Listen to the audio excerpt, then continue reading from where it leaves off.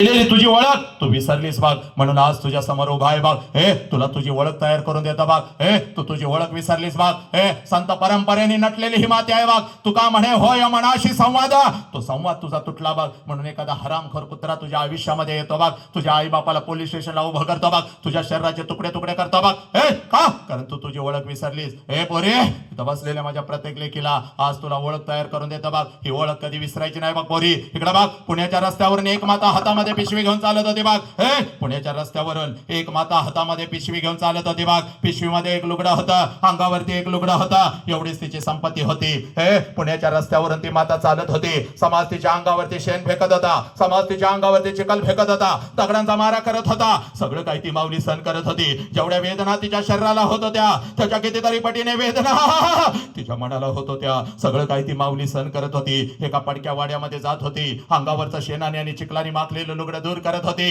पिशवीतला लुगडा अंगावरती चढवत होते आणि समोर बसलेल्या त्या आठ लेकींना ती माझी सावित्री आई शिकवत होती. म्हणून या देशामध्ये लाखो सावित्री आई तयार झाल्या, पुरुषाच्या खांद्याला खांदा लावून लढू लागल्या.